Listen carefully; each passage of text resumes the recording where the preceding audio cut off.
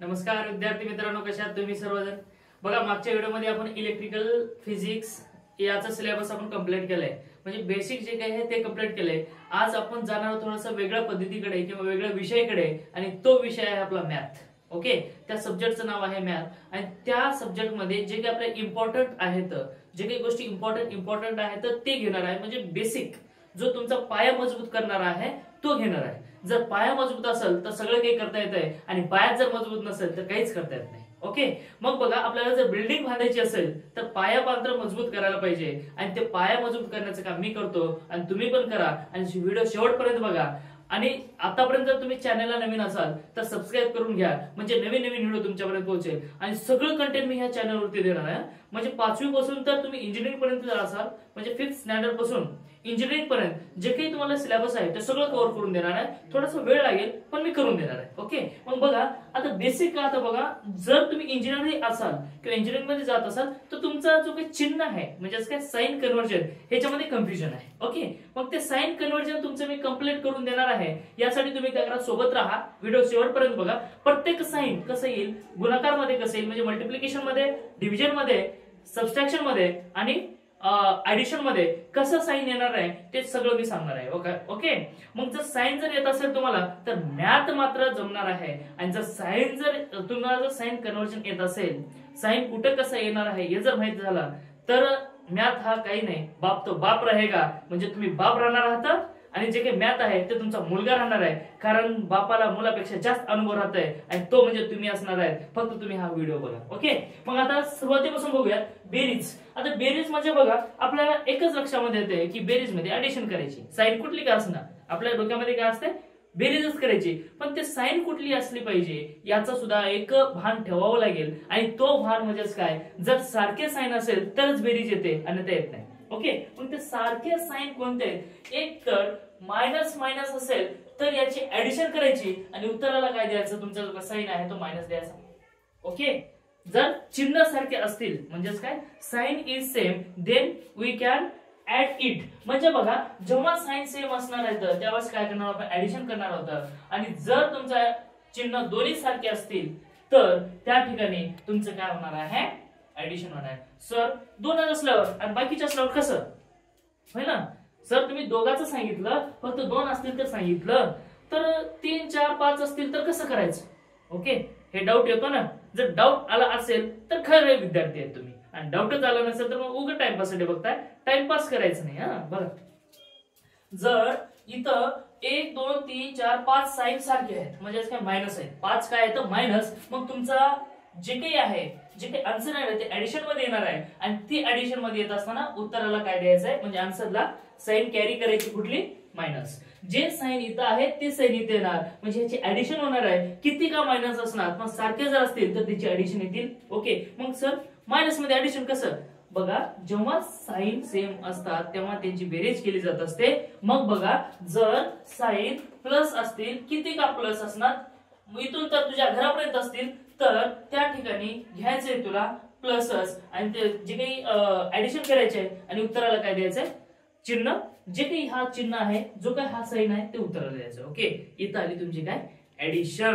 आता समजलं सर, आतापर्यंत माहित नव्हतं, आतापर्यंत आम्ही एकच करत आलो, जे काही ऍडिशन म्हटलं ऍडिशनच करत जायचं, पण याच्यामधले जे काही मेन मूलभूत आहेत ते आम्हाला माहिती नव्हतं, आणि आता माहित झालंय. मग हे ऍडिशन झाली तुझी, आपण विथ एक्झाम्पल बघणार आहोत. आणि त्यानंतर सबट्रॅक्शन काय असतं बघा. सबट्रॅक्शन फक्त आपल्याला एकच कळतं की वजाबाकी.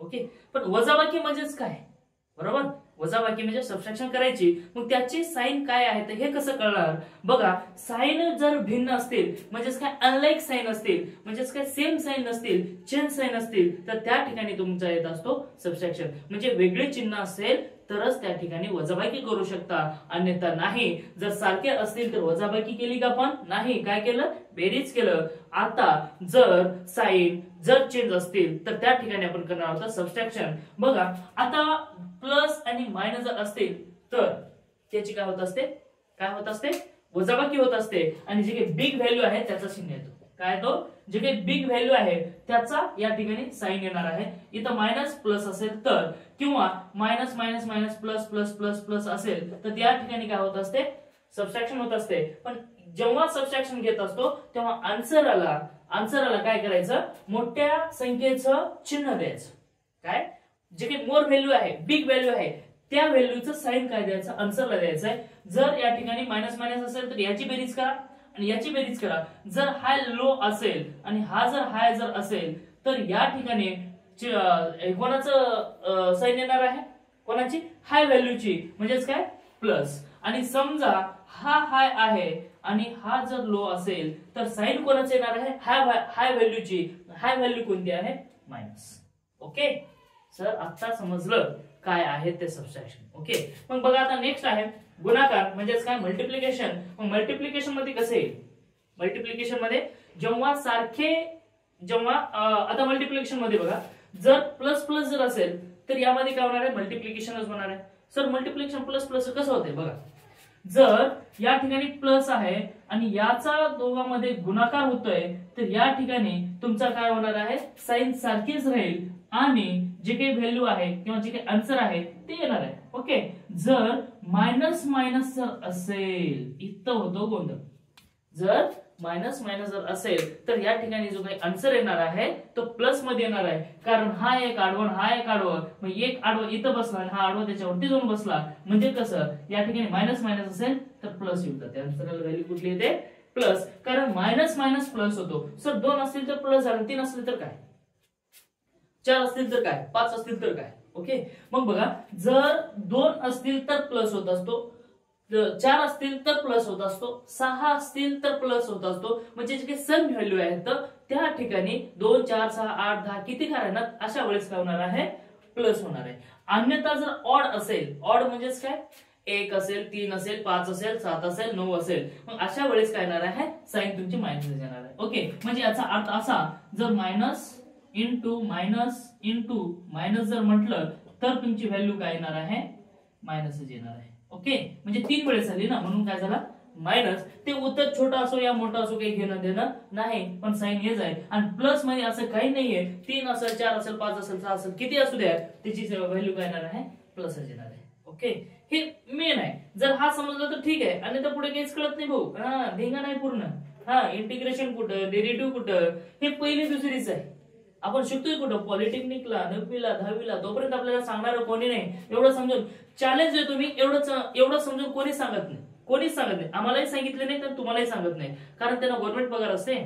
आली पगार, शिकवलं काय न शिकवलं काय, आली पगार, गेले इकडे तिकडे फिरत राहतात, पण सांगत नाहीत. पण मी सांगतोय, मग तुम्ही बघा हे आलं का नाही, एवढंच विश्लेषण देऊन नंतर मी कोणाची तरी कॉपी करत असं समजत असाल तर आजपर्यंत बघा, तुम्ही कुठेही बघा, या ठिकाणचा असा टेबल करून कोणी शिकवलं नाही, मी एकमेव शिकवतोय. बघा आता त्यानंतर बघा, डिव्हिजन म्हणजेच काय, भागाकार आहे. भागाकार मध्ये कशा प्रकारे साइन कन्व्हर्जन होत असतं. भागाकार म्हणजेच काय, डिव्हिजन म्हणजे एक व्हॅल्यू वरती एक व्हॅल्यू खालती आहे.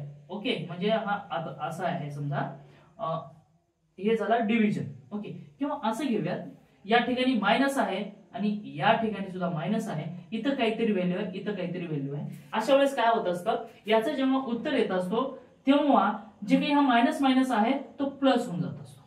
काय होत असतो, गुणाकार आणि भागाकार सारखंच आहे. ओके, गुणाकार आणि भागाकार सारखंच आहे. जर मायनस मायनस असेल तर प्लस होऊन जात असतो. या ठिकाणी जर प्लस आणि या ठिकाणी जर मायनस असेल, समजा या ठिकाणी प्लस आणि या ठिकाणी जर मायनस असेल तर तुमची व्हॅल्यू येणार आहे मायनस. कारण मायनस काय येत असते बघा, जर चुकीची व्हॅल्यू तुम्ही कितीही जर बरोबर लिहिलं, ओके, 1 पासून तर 10 पर्यंत तुम्ही लिहिता, 1 to 10, त्यामध्ये 1 to 10 सगळं व्यवस्थित जर लिहिलं तर त्याला कोणी बघितलं जाणार नाही, म्हणजे पॉझिटिव्ह. पण त्याच्यातलं पॉझिटिव्ह जर आपण काम केलं तर कोणी बघत नाही, आणि त्यातलं एखादं चुकीचं काम केलं की सगळं त्यालाच बघत असतात. म्हणून जर निगेटिव्ह जर आला, एक व्हॅल्यू जर निगेटिव्ह आली तर त्याला सगळे बघत असतात. म्हणून येथे घ्यायचं निगेटिव्ह. जर समजा वरती निगेटिव्ह आणि खालती पॉझिटिव्ह आला, म्हणजे डिनोमिनेटर मध्ये निगेटिव्ह आणि डिनोमिनेटर मध्ये पॉझिटिव्ह आला, तर अशा वेळेस काय येईल, तर मायनस येईल. एक जर साइन मायनस असेल तर मायनस, आणि या ठिकाणी जर इथं मायनस मायनस असेल तर दोघांचा गुणाकार केला तर प्लस होऊन जात असतो. ओके, मग बघा, ज्या ठिकाणी मायनस प्लस आहे त्या ठिकाणी काय झालं, तुमचा मायनस येतो. ओके, ठीक आहे. मग हे झालं तुमचं डिव्हिजन. सर एक्झाम्पल घेऊन सांगा ना, आम्हाला समजतंय पण एक्झाम्पल घेऊन सांगा. मग बघा, आता एक्झाम्पल घेऊन सांगत असताना जेव्हा मायनस मायनस तुम्ही ऍडिशन घेता, मग कसं घेणार, -3 असेल, -3 असे घ्या, -3 -4 जर असेल तर तुमचा आन्सर किती जाणार आहे? 4 आणि 3 किती झाला? 7. पण साइन कोणती येणार आहे? साइन कोणती येणार आहे? ओके, साइन कोणती येणार आहे? मायनस.